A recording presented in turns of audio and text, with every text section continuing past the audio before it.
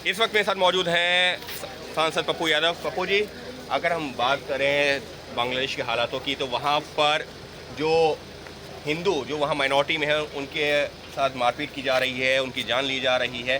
तो अब देश में भी इस तरीके के बयान सामने हमारे हमारे हमारे मुखदर्शक क्यों बने हुए हैं पीएम?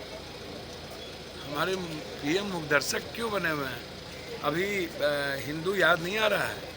अभी हिंदू मुसलमान, अभी शेख हसीना जी यहाँ के हिमायती रहे, तो भैया सबसे ज़्यादा इकोनॉमी आपने बांग्लादेश में ही लगाया और आज सबसे ज़्यादा प्रेम है यहाँ के माइनॉरिटीज, यहाँ के ST SC से आपको नफरत हो जाती है और शेख हसीना से मोहब्बत हो जाती है। लेकिन तो करिए ना। लेकिन तमाम विपक्षी पार्टियां तो कह रही हैं कि इस मुद्दे पर सरकार के साथ हैं। आप शेख हसीना को लेकर के लगातार सवाल खड़े कर रहे हैं। भैया मेरे सब विपक्ष पार्टियां बिल्कुल साथ है, लेकिन हमारे लोग तो असुरक्षित हैं।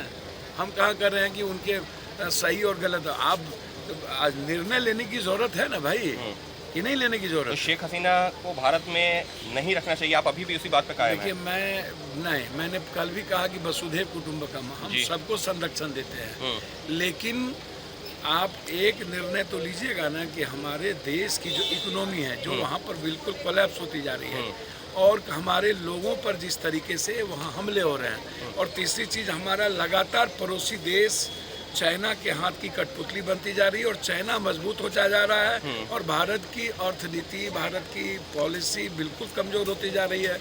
नेपाल से लेकर के पाकिस्तान तक चाइना यदि, तो फिर हम सुरक्षित कहाँ से रहेंगे? जरा ये सत्ता पक्ष और विपक्ष दोनों से पूछें। लेकिन सबके बीच में इस पर भी बता दीजिए कि जो सलमान खुर्शीद कह रहे हैं या भगवंत मान कह रहे हैं कि अगर जो है लोगों की आवाज़ इसी तरह दबाई जाती रही लोकतंत्र में, तो इसी तरीके का बांग्लादेश ऐसा माहौल हमारे देश में भी बन सकता है। एक बात समझिए, भारत में बांग्लादेश क्या दुनिया की कोई माहौल, भारत की जो डेमोक्रेसी है बिल्कुल डिफरेंट है, समझ गए ना? वो सवाल किसी सत्ता पर बैठे लोगों के कारण हो सकता है, लेकिन वो कल सत्ता से हटने के बाद उस पर क्या होगा, वो कहाँ जाएंगे, कौन कहाँ रहेंगे, वो अलग बात है।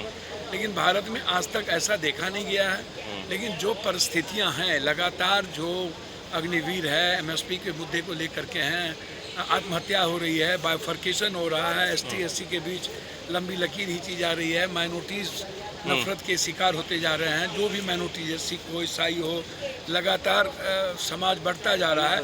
ऐसी परिस्थिति में यह सवाल खड़ा हो सकता है कल के दिन कि हालात पैदा कैसे हुए, इस हालात के पीछे कौन जिम्मेदार है? तो कल के दिन यदि ये जिम्मेदारी कहीं से भी किसी व्यक्ति विशेष पर पड़ा, वो देश छोड़ सकता है, लेकिन हमारे देश की जनता ऐसी नहीं हो सकती। हमारे देश की जनता ऐसे ही नहीं हो सकती जैसी बांग्लादेश में इस वक्त तस्वीरें हैं। लेकिन कटाक्ष ज़रूर कर रहे हैं पप्पू यादव कि अगर किसी एक व्यक्ति की वजह से इस तरह के हालात बने तो उसको देश छोड़ने की नौबत भी आ सकती है। अंकित गुप्ता, ABP न्यूज़, दिल्ली।